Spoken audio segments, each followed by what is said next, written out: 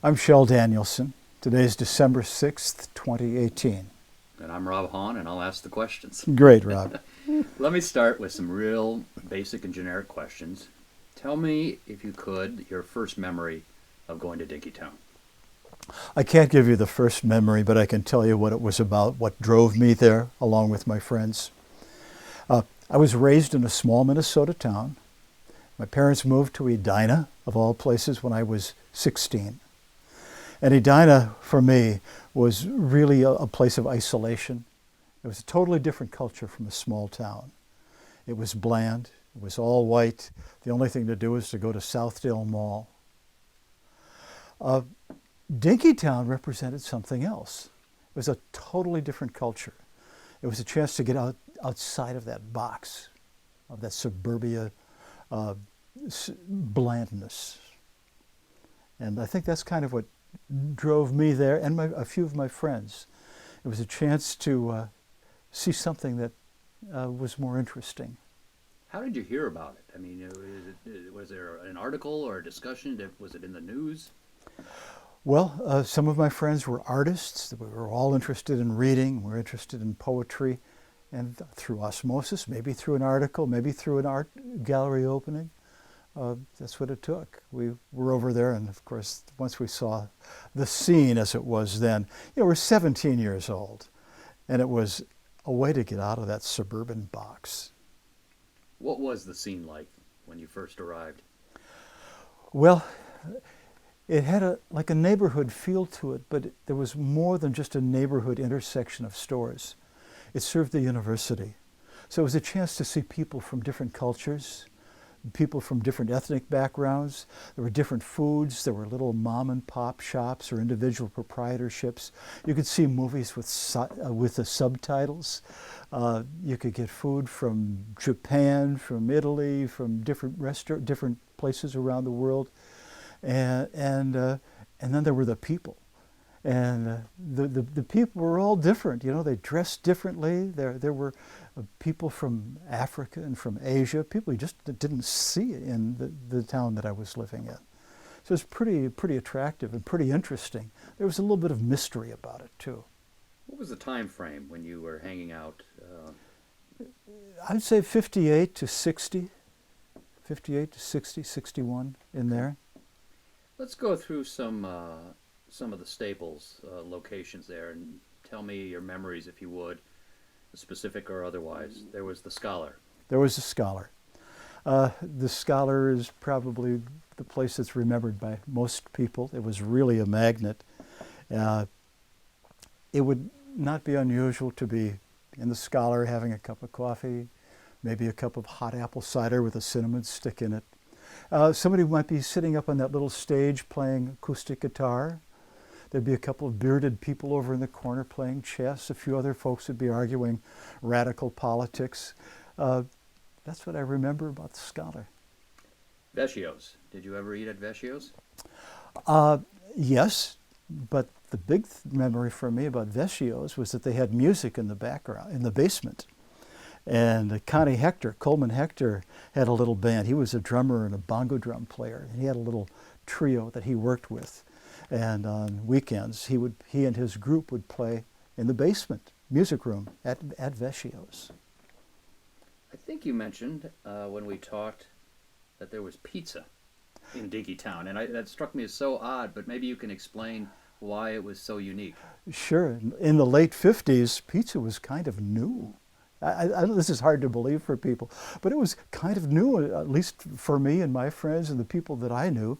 I can even remember having pizza-making parties. This was a big deal.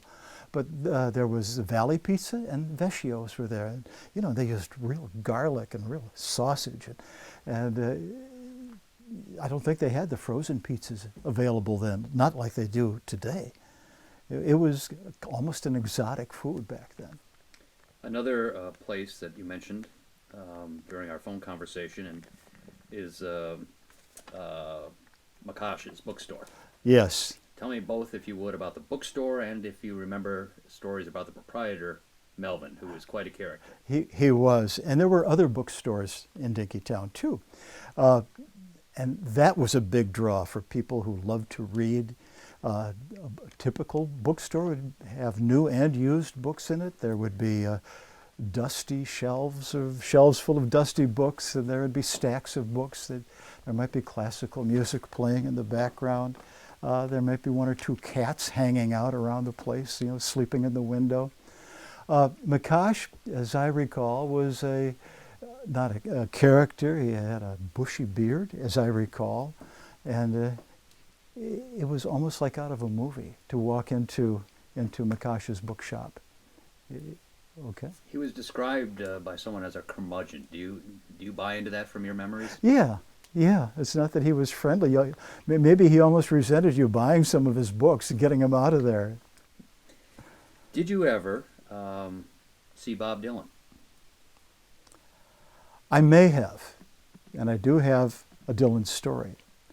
I do recall seeing someone asked to leave the Scholar because he was unpleasant and difficult to deal with and not a very good musician. And I was told that the guy's name was Bob Dylan. Whether it really was or not, whether that's a real memory or not, I don't know. But that's my memory of Bob Dylan at the Scholar. But I do have another Dylan story that's real. Across the street from the Scholar was a wonderful store called the Podium. They sold pipes, and tobacco, and sheet music, and all sorts of instruments. And they had music lessons in the back.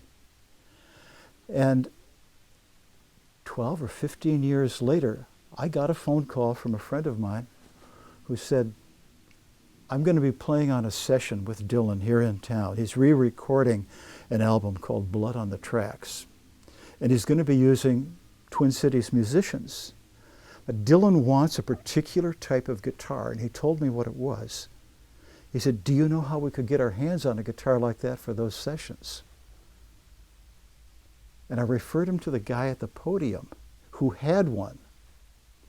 And he was invited to sit in on the recording of Blood on the Tracks so that he could keep his eye on his guitar and get it back when it was over. So anyway, that's my Bob Dylan story linked to Dinkytown, which is that I helped make Blood on the Tracks possible, right? Let's talk about the beat culture. There was kind of certainly not kind of, there was a beatnik element to the people in Dinkytown. How do you recall that aspect of the culture?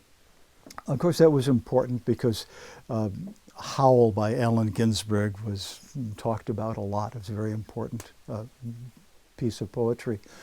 The Twin Cities was a crossroads for people going between the coasts. They'd stop off. There was a lot of political. There were a lot of political people who'd stop by. There was a lot of ferment. Various speakers, various writers, either associated with the university or stopping by. I think I remember one summer we probably wore berets because it was totally cool. We were 18 years old. There was definitely a literary undercurrent to what was going on. And the Beats were a big part of it, with the Jack Kerouacs on the road, and that kind of attitude permeated a lot of the attitudes of people who hung out there. You mentioned politics. Did Dinkytown shape your politics at that young age at all? I don't know that it shaped my politics, but there was a lot of it. There were loud discussions about communism and socialism and civil rights and human rights and socialized medicine and a lot of very radical politics for the time. It was very, very normal to hear people in loud arguments over small details of politics, radical politics especially. Because where else do you go to talk about that sort of thing except coffee houses and a university area? Certainly not Southdale. Let's pause for a second. Called the Minorkey. Okay. Rolling again. Okay. In addition to the Scholar, there was for a while in the early 60s a little coffee house called the Minorkey.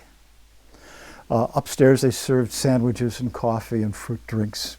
Downstairs, the basement, they had a performance area. John Kerner would play there. on weekends. Bobby Lyle, who was became a well-known musician, got his first job there when he was 16. I know these things because some friends of mine owned the Minorkey. And one of the people that they hired to work on weekends was a stand-up comedian, a guy who did social satire. And his name was, you're going to have to edit this part out while I get his name right here. Okay. And his name was Hugh Romney. Later he became known as Wavy Gravy, the official clown of the Grateful Dead, and a run-in mate of Jack Kerouac's in Los Angeles in the early 60s. So that kind of thing was not unusual to run into people like that who were doing social satire, comedy, a political commentary of all sorts. That was not at all unusual. That was part of the attraction, I think. There was a lot of ferment going on. I've thought about even the art from that era was abstract art. So there were a lot of cross currents going on in the country at that time. Political, artistic, literary, a lot of ways. You mentioned John Kerner. Give me some of your thoughts on his music, Well, or him as a person, for that matter. Okay, honestly, I knew Tony Glover much more than I did John. Of course, I used to see Kerner, Ray, and Glover together. All three of them are like a force of nature. Kerner had his own inner metronome going, his own energy, and always had his own thing. Even if you listen to the Kerner Ray albums, you'll notice how frequently he will have one song for him, one song for Dave, and then maybe one song where they're all three working together. Very strong influence on music in the Twin Cities, and in the country, throughout the country. I remember reading an interview with John Lennon talking about when he moved into his place at the Dakota to start setting up the apartment. To get in the mood, he put on the first Kerner Ray Glover album, which was one of his favorites. I think that album still sells internationally. It's a very influential album. Did you ever encounter students from Marshall University High School? I did. Okay. I don't remember any of them, but I did, and they were part of the whole scene too. So what was that like? They were going to school in the heart of Dinkytown. You're coming from Edina, bourgeois suburbia. Was it fun hanging with them? And I think they probably had a pretty good time. They were right on the edge of the action. They were across the street from Dinkytown. I'm not sure that we did much in the way of interaction. I want to use a sentence that you used during our a phone call, and hopefully you can incorporate that into your answer and what you meant by it. I think you called Dinkytown, quote, the front door to an international university. Well, it was. I was raised and lived in pretty much an all-white community, very bland, apolitical, and it's like in the movie Wizard of Oz. The first several minutes are shot in black and white, and then the house lands and squishes the witch, and she opens the door, and the world is in Technicolor. That was the difference between the suburban existence and Dinkytown. Dinkytown was real. It had smells and tastes and unusual looking people and people who talked differently, and it was alive. Let's talk about the diversity, the racial diversity. You mentioned that it was much more. Let me just let you comment on it instead of putting words into your mouth. How, coming from the suburbs again, sure, it had to be a bit of an eye-opener, I would think. Well, it was. And remember, this was like the front door to the university. So at any given time, you'd see professors or students from all over the world walking around the streets and talking with each other, and they may be speaking different languages. They may be wearing more or less clothing from their area of the world, men with turbans, women wearing saris. This was unusual in the late 50s. In Minnesota it was. Might not have been unusual in New York or Los Angeles or London, but in Minnesota it was. And you'd see people with different skin colors, different body shapes, different noses and hair styles and colors. And it was different from the homogeneous suburbs. How do you think Dinkytown affected your love of music, and maybe how was that applied in your career in radio? It let me know I was right. In my head, I always knew that there was a greater world out there. So when you walk into a club or a bookstore and you hear jazz, or you go to a place like the basement of Vecchio's on a weekend and you hear some very interesting jazz-oriented music with bongo drums and a flute. This was not what was being heard on popular radio, top 40 radio. So intuitively, I knew that this was right. And that was kind of a nice affirmation. What am I forgetting to ask about that you want to add? I think that an important part of Dinkytown, what it did for me at least, was it was a crossroads for ideas, politics, art, cultures. And for a white kid from the all-white suburbs, it was a chance to not only see the world through a different window, but to climb through that window and start to participate in that broader world. I have a question. When you moved into album rock and you were able to do your controversial shows and you brought in Native Americans, did some of that come out of Dinkytown? And talk about your doing that at KQ. At KQ, during the early 70s, we knew that we had to really reach out and serve our audience, and we knew that our audience was a little bit different than the typical radio audience. So we stressed that all of our public service announcements and all of our programming, public service programming, would be as inclusive as possible. When we did public service announcements, we promoted the collectives, we promoted communes, vegetarian restaurants, venereal disease clinics, many little theaters that were around, even various street protests that were happening. We really tried to serve our population. Because of that, we thought, well, let's take it a step further. So we had Bill Tilton host a program called KQ Scope, which was a telephone talk show. He took calls from people, and he had guests who were nationally known speakers, and we also had the American Indian Movement Hour, or the American Indian Hour, whatever. I'm not sure what it was called. I think that Clyde Bellecourt was the host of the show.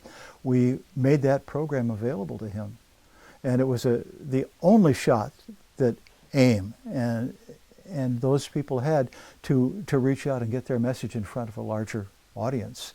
Nobody else in town was going to give them any airtime. So we did that, and I think that was important. And that all kind of goes back to the openness and the ferment that was engendered in a way in Dinkytown back in those early days, where you started to see that there's a bigger world and more than one way of looking at things. It's interesting that you mentioned the Bill Tilton you mentioned. Is that the attorney? Yes. Okay. So it's interesting that you mentioned him and Clyde Bellecourt, because they both have some connection to Dinkytown. Bill, largely during the war protest, and Clyde had the Heart of the Earth School. Yes. And I think the American Indian Movement might have had an office for a short period of time in Dinkytown. So there's that common thread, and it's interesting how X number of years later it would manifest itself again on KQ. Yeah, in a town like the Twin Cities, there are layers and layers of interaction between people over the years. It's not that it's a closed society, but if you're active in the arts, you're going to run into the same people again and again.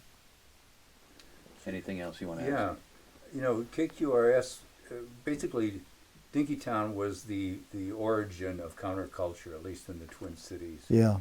And KQRS seemed to spread that counterculture. How did that work? I mean, how it just disseminated over a period of 4 or 5 years, it just exploded.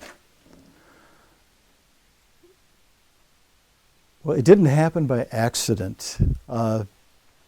John Pete and myself were living above the Free Store on the West Bank in the early 70s, so we pretty much had our ears to what was going on the street. We practically lived in the street.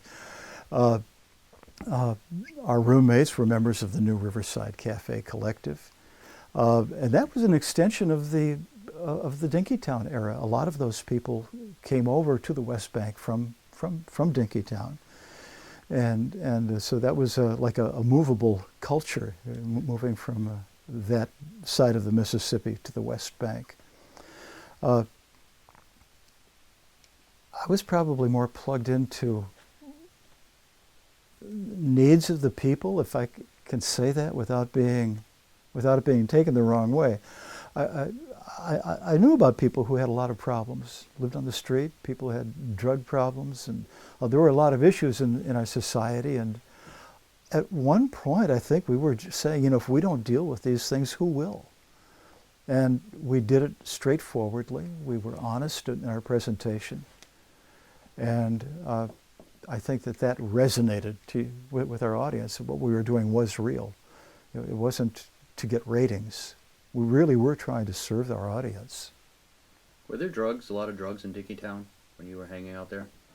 There may have been, but I didn't participate in them. Only I was never asked. I was never invited. I'm sure I probably would have been interested in exploring them. The drugs came later.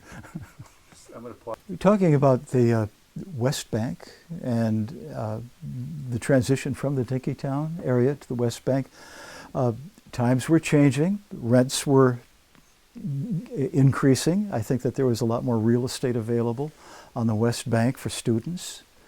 People like Bill Teska moved over to the West Bank and was a founder or an enabler of the New Riverside Cafe and some of the other collectives in town. So there just was a shifting of people. Instead of hanging out at the Scholar, which had been replaced, I guess, by the McDonald's. People were getting older. They were starting to hang out at the Mixers up on Seven Corners. It was just like the whole scene shifted. And then there were a lot of people who wanted to live over on the West Bank. It was really affordable, and you were with your own folks, kind of.